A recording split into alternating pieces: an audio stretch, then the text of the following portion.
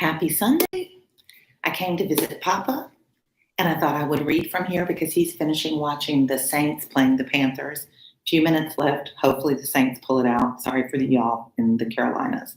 So let's get busy. Guess what? We are 2 away from 10,000.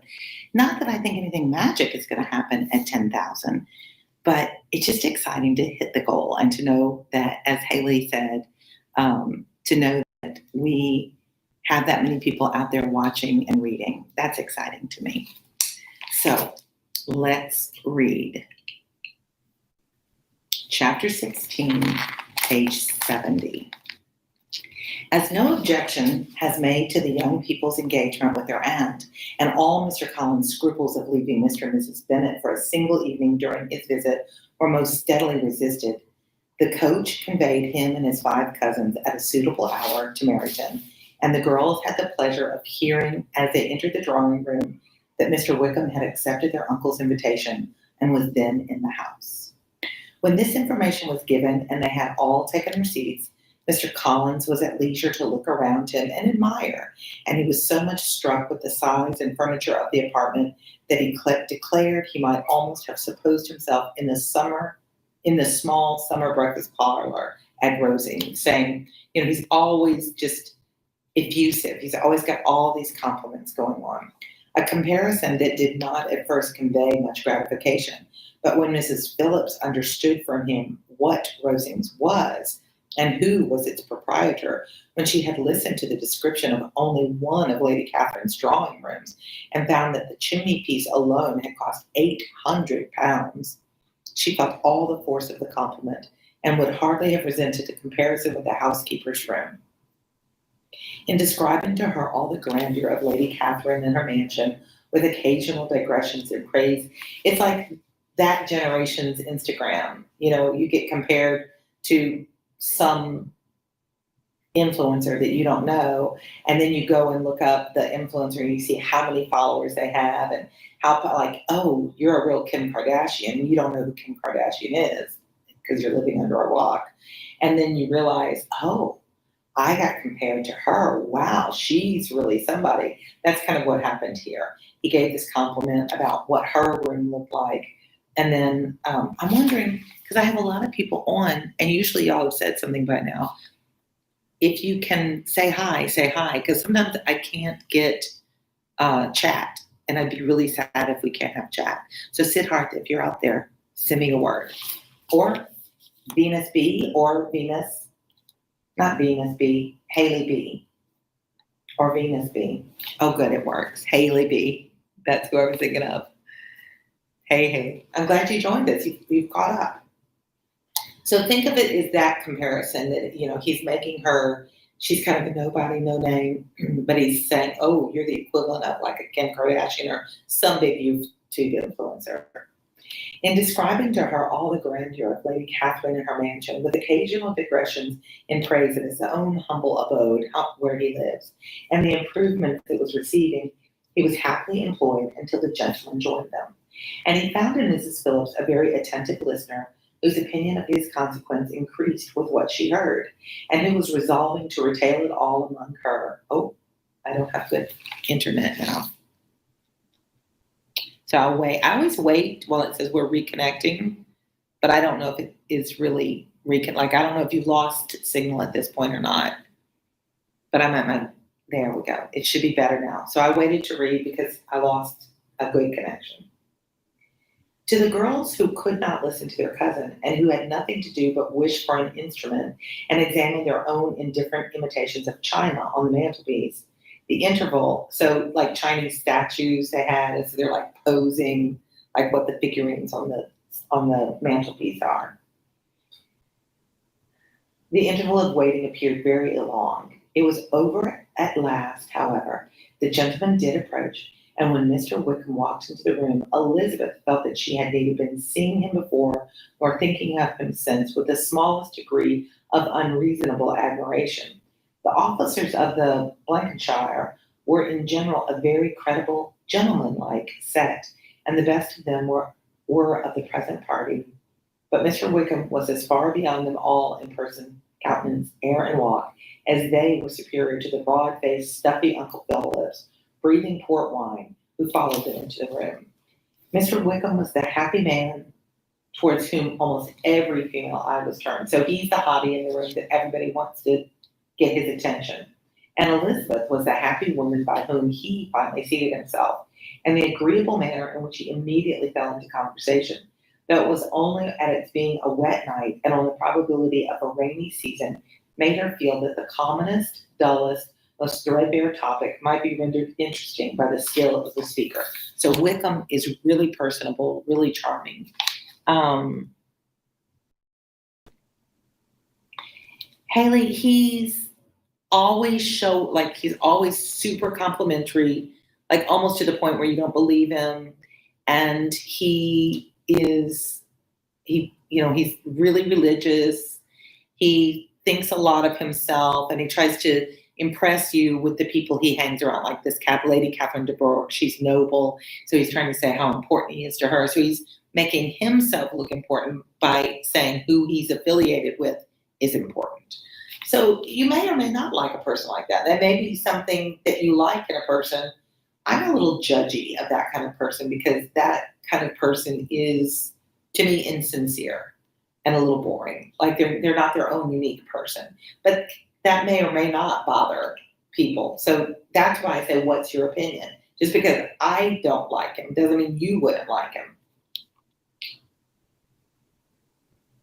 With such rivals for the notice of the fair as Mr. Wickham and the officers, Mr. Collins seemed likely to sink into insignificance. To the young ladies, he certainly was nothing, but he had still at intervals a kind of listener in Mrs. and was, by her watchfulness, most abundantly supplied with coffee and muffin. She likes him, she looks out for him, Mrs. Phillips, because I think the older women realize that Mr. Collins is a good choice for marriage. He's not going to be a problem. He's not going to be a player. He's got a good job. He's got good connections. And maybe he's not the best looking guy, not the most charming guy, but he would probably make a good husband.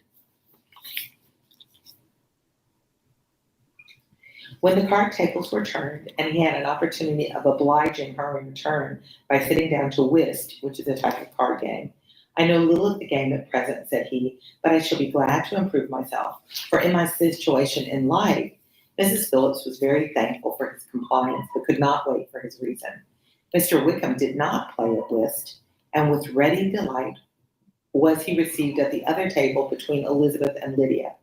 At first, there seemed danger of Lydia's engrossing him entirely, for she was a most determined talker, but being likewise extremely fond of lottery tickets, she soon grew too much interested in the game, too eager in making bets and exclaiming after prizes, to have attention for anyone in particular. So even though she's talky and trying to get Wickham's attention, she's really into her game and she wants to win the game. She's competitive.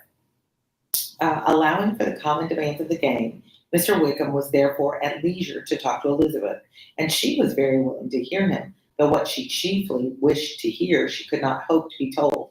The history of his acquaintance with Mr. Darcy. Remember, she picked up on something between them. She wants to know more. She dared not even mention that gentleman. Her curiosity, however, was unexpectedly relieved. Mr. Wickham began the subject himself. He starts talking about Darcy. He inquired how far Netherfield was from Meryton, and after receiving her answer, asked in a hesitating manner how long Mr. Darcy had been staying there. About a month, said Elizabeth, and then, unwilling to let the subject drop, added, he is a man of very large property in Derbyshire, I understand. Yes, replied Wickham. His estate there is a noble one, a clear 10,000 per annum per year. You could not have met with a person more capable of giving you certain information on that head than myself, for I have been connected with his family in a particular manner from my infancy. Elizabeth could not but look surprised. You may well be surprised, Miss Bennet, at such an assertion, after seeing, as you probably might, the very cold manner of our meeting yesterday. Are you much acquainted with Mr. Darcy? As much as I wish ever to be, answered Elizabeth warmly. I have spent 4 days in the same house with him, and I think him very disagreeable. I have no right to give my opinion, said Wickham, as to his being agreeable or otherwise. I'm not qualified to form one. I have known him too long and too well to be a fair judge. It is impossible for me to be impartial, but I believe your opinion of him would be, in general, astonish, and perhaps you would not express it quite so strongly anywhere else. Here, you are in your own family. Upon my word, I say no more here than I might say in any house in the neighborhood except Netherfield. He is not at all liked in Hertfordshire. Everybody is disgusted with his pride. You will not find him more favorably spoken of by anyone. So she's making it clear that nobody in the community has liked Darcy because he cut his own throat with his behavior. I'm reading Haley's comment about A Doll's House, and I really encourage you all, if you haven't gone to my playlist that has A Doll's House on it, it's one of my favorite plays, and I think it's a really interesting conversation piece to help you formulate your own idea on feminism and the role of women in society. I think I hear my dad. He must be on the phone.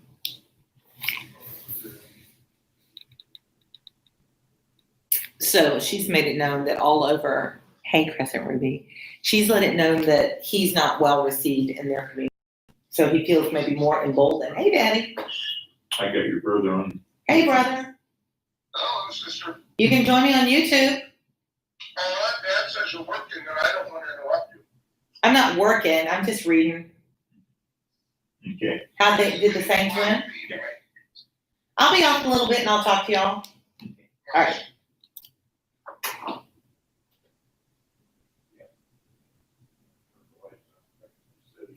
Sorry, my dad just wanted to say hi because my brother was on the phone with him.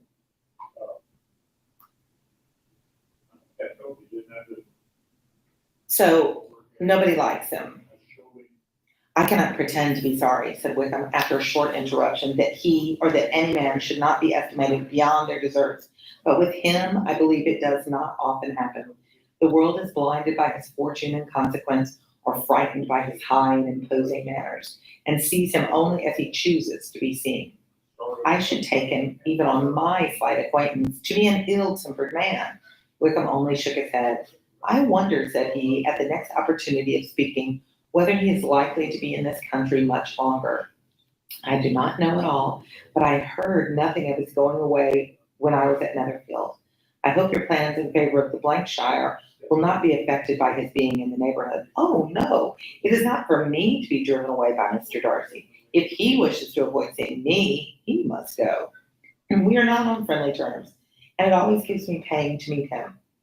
But I have no reason for avoiding him, but what I might proclaim to all the world, a sense of very great ill usage, and most of his being what he is. His father, Miss Bennet, the late Mr. Darcy, was one of the best men that ever breathed, and the truest friend I ever had, and I can never be in his company with this Mr. Darcy without being grieved to the soul by 1,000 tender recollections.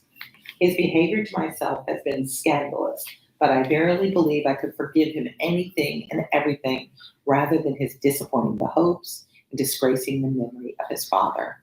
So he says Darcy's father was a really great man and a good friend to Wickham, but that Wickham, although he doesn't like to be around Darcy, won't avoid him. So, unique Lily, I haven't seen you before. This is the first time. See, I was right. This is the first time you're catching a live stream. Work night shift. Oh, well, you can always get it later then. And Siddharth, you're there. Welcome.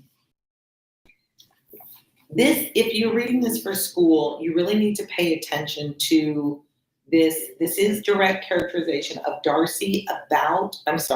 of Wickham about Darcy, but you also have to be careful that this is through the mouth of Wickham. So what he says may or may not be true. You guys are always so friendly. I love when you welcome each other. That makes me happy. Elizabeth found the interest of the subject increase and listened with all her heart, but the delicacy of it prevented further inquiry. Mr. Wickham began to speak on more general topics, the neighborhood, the society, appearing highly pleased with all that he had yet seen, and speaking of the latter especially with gentle but very intelligible gallantry. He's very charming. It was the prospect of constant society and good society, he added, which was my chief inducement to enter the Blankshire. I knew it to be a most respectable, agreeable corps, and my friend Denny tempted me further by his account of their present quarters and the very great attentions and excellent acquaintance Meryton had procured them. Society, I own, is necessary to me. He's social. I need to be around people. I have been a disappointed man, and my spirits will not bear solitude. I must have employment and society. A military life is not what was intended for, but circumstances have now made it eligible. The church ought to have been my profession. Now, I taught this when I used to teach. In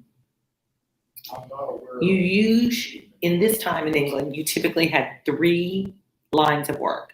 You could be landed gentry, so you could be a rich nobleman with land and a farm, the farm work because you were rich. You could go into politics like a lawyer, so it's 4. You could go into the military, or you could go into church service. And most upper middle class or nobles, those were their avenues of work. So he wanted to go into clergy, which is church work. I was brought up for the church, and I should at this point have been in possession of the most valuable living, had it pleased the gentleman we were speaking of just now. Oh, indeed. Yes, the late Mr. Darcy bequeathed me the next presentation of the best living in his gift. He was my godfather and excessively attached to me. I cannot do justice to his kindness. He meant to provide for me amply, and thought he had done it, but when the living fell, it was given elsewhere. Good heavens, cried Elizabeth. How could that be? How could his will be disregarded? Why did you not seek legal redress? Why didn't you do something about this legally if he had left this in his will to you? There was just such an informality in the terms of the bequest as to give me no hope from law. A man of honor could not have doubted the intention, but Mr. Darcy chose to doubt it, or to treat it as a merely conditional recommendation, and to assert that I had forfeited all claim to it by extravagance, imprudence, in short, anything or nothing. Certain it is that the living became vacant 2 years ago, exactly as I was of an age to hold it, and that it was given to another man, and no less certain is it that I cannot accuse myself of really done anything to deserve to lose it. I have a warm, unguarded temper, and I may perhaps have sometimes spoken of my opinion of him and to him too freely. I can recall nothing worse, but the fact is that we were very different sort of men, and that he hates me. That is quite shocking. He deserves to be publicly disgraced. So he's just said, I was supposed to be made the clergy of the Darcy's land. That was all put informally. It wasn't in writing. And when the father died, Wickham had no way to prove that that was the intent of the older Mr. Darcy. And the younger Mr. Darcy stole the job out from under him and gave it to somebody else. And Wickham is like, this is why I don't like him. I don't trust him. Oh, yeah. Said, all right, do the job. Get everybody over to Discord. Post it if we haven't. We've been active over there. And now that we're about to 10,000, we need a place to chit-chat. So, oh, Haley did. She has just joined us over there. We're glad for the conversation. Lots of threads that you can jump in on. So our plot is getting more complex, and our conflict is unfolding. So Elizabeth already had a prejudice against Darcy because of his pride.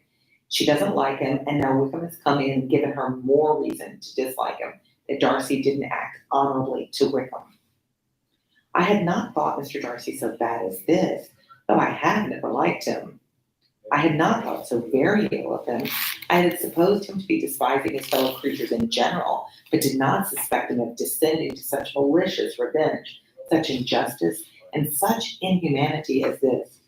After a few minutes' reflection, however, she continued, I do remember his boasting one day at Netherfield of the implacability of his resentments, of his having an unforgiving temper. His disposition must be terrible, dreadful. I will not trust myself on the subject, replied Wickham. I can hardly be just to him. Elizabeth was again deep in thought, and after a time to exclaim, to treat in such a manner the godson, the friend, the favorite of his father. She could have added, a young man, too, like you, whose very countenance, face, may vouch for your being amiable, You have a good face. But she contented herself with, and one too had probably been his own companion from childhood, connected together, as I think you said, in the closest manner. We were born in the same parish, within the same park.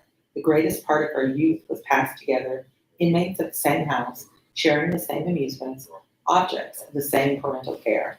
My father began life in the profession with your uncle, Mr. Phillips, appears to do so much credit to, but he gave up everything to be of use to the late Mr. Darcy, and devoted all his time to the care of the Pemberley property. He was most highly esteemed by Mr. Darcy, the elder, a most intimate, confidential friend. And at this time, when they talk about intimate friends, they mean like really close friends, dear friends, best friends. We have a new person, Veet. How did I miss it? Oh, Yeet, I see it. Welcome, Yeet. We're glad you're here. So we're getting a lot more complexity. Do you trust these people? Is Darcy really as dark as he sounds? Is Wickham really as charming as he sounds? Like, we have a lot more characters that are getting introduced.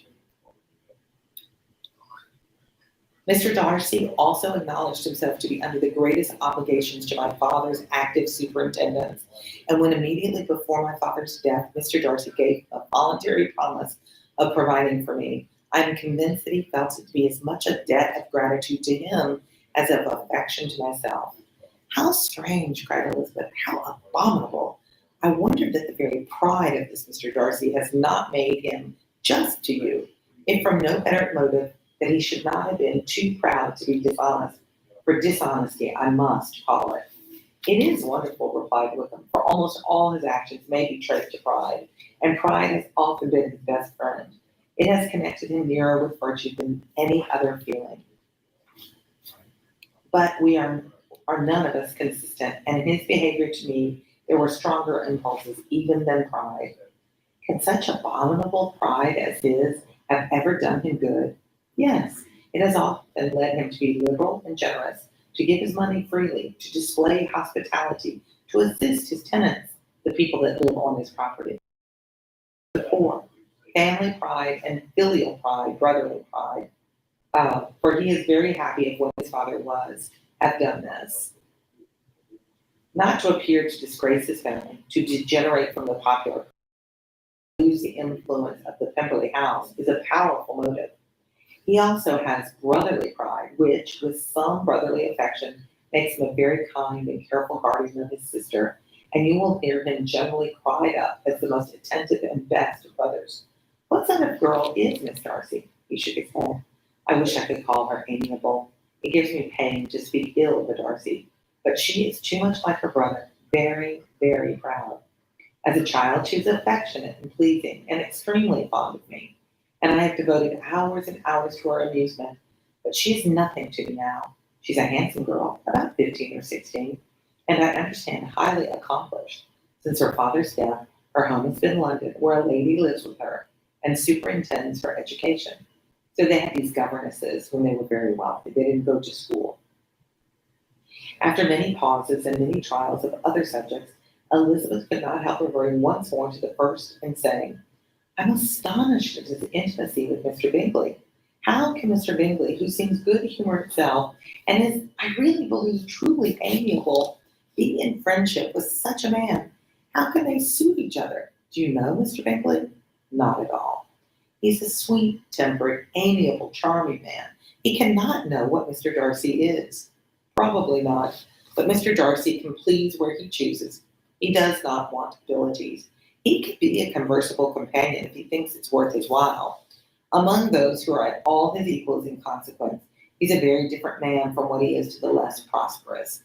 His pride never deserts him, but with the rich he is liberal-minded, just, sincere, rational, honorable, and perhaps agreeable, allowing something for fortune and figure. The whist party soon afterwards breaking up, the players gathered round the other table, and Mr. Collins took his station between his cousin Elizabeth and Mrs. Phillips. The usual inquiries as to his success were made by the latter. It had not been very great. He had lost every point, but when Mrs. Phillips began to express her concern thereupon, He assured her with much earnest gravity that it was not the least importance, that he considered the money as a mere trifle, and begged she would not make herself uneasy. I know very well, madam, said he, that when persons sit down to a card table, they must take their chance of these things, and happily I am not in such circumstances as to make 5 shillings any object. So he lost the game of whist, but said, it's okay, I had the money to lose. Hi, Dylan. I did welcome you. What is interesting? I missed the comment, so let me look back.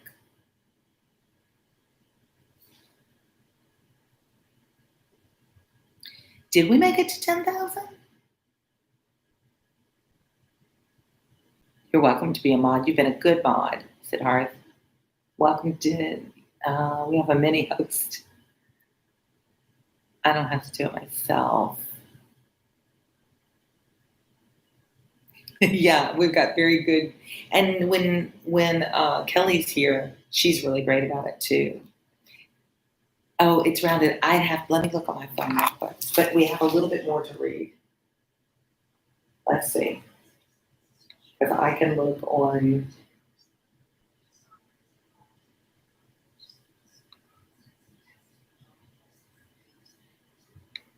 Well, I'm not getting service here.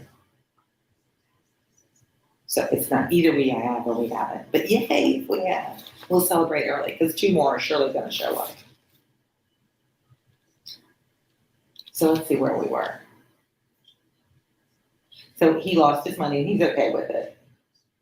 There are undoubtedly many who could not say the same, but thanks to Lady Catherine de Bourgh, I am removed far beyond the necessity of regarding little matters. I've got the money, I don't have to worry about it.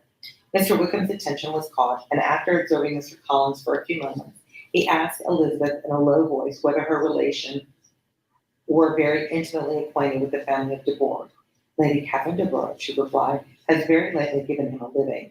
I hardly know how Mr. Collins was first introduced to our notice, but he certainly has not known them long. You know, of course, that Lady Catherine de Bourgh and Lady Anne Darcy were sisters, consequently that she is aunt to the present Mr. Darcy. Oh, this is an important connection. So the woman who has hired Mr. Collins, who holds the future of all the Bennet girls, is the aunt of Mr. Darcy, that they were his mother and Lady Catherine de Bourgh were sisters. No, indeed, I did not. I knew nothing at all of Lady Catherine's connections. I never heard of her existence till the day before yesterday.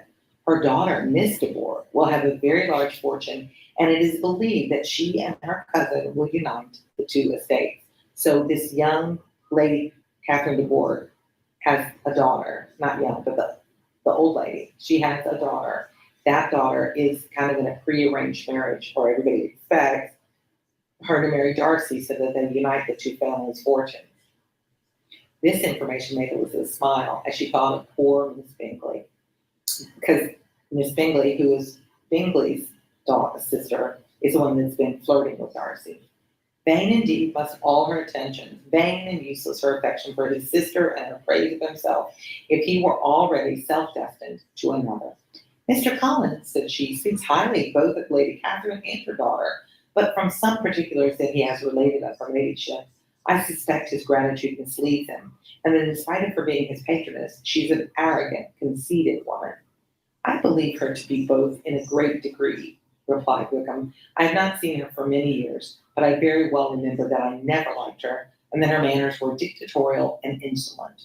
She has a reputation of being remarkably sensible and clever, but I rather believe she derives part of her abilities from her rank and fortune, part of her authoritative manner, and the rest from the pride of her nephew, who chooses that everyone connected with him should have an understanding of the first class. Elizabeth agreed that he had given a very rational account of it, and they continued talking together with mutual satisfaction until supper put an end to cards, and gave the rest of the ladies their share of Mr. Wickham's attentions. There could be no conversation in the noise of Mrs. Phillips's supper party, but his manners recommended him to everybody. Whatever he said was said well, and whatever he did, done gracefully. Elizabeth went away with her head full of him. Oh, she's got a crush. She could think of nothing but of Mr. Wickham, and of what he had told her all the way home. There was not time for her even to mention his name as they went, for neither Lydia nor Mr. Collins were once silent, so Lydia and Mr. Collins were talking all their way back. Lydia talked incessantly of lottery tickets, of the fish she had lost and the fish she had won, and Mr. Collins in describing the civility of Mr. and Mrs. Phillips, protesting that he did not in the least regard his losses at whist, enumerating all the dishes at supper, and repeatedly fearing that he crowded his cousins, had more to say than he could well manage before the carriage stopped at Longbourn House. And there we're at 30 minutes. Did I miss any important familial connections? Yes, it's big. Oh, bye, Sidmark. I don't know if I missed you. You're welcome. Have a great Sunday. You're always welcome for reading. And welcome whoever my 2 newest subscribers are. Thank you for doing it, putting us at 10,000. Keep subscribing because now it's time for 20,000. We'll just keep growing. I think I'm going to go take a swim. I don't know if you can see it at my dad's. Yeah, you can see it kind of out the window there. And enjoy this beautiful fall afternoon. I hope you guys have something good lined up for you. Thanks for reading along. I'm really enjoying this book. I'm so glad we're doing it again. Start ordering your Animal Farm because that looks like what's going to be next. And I will read to you next time. See ya.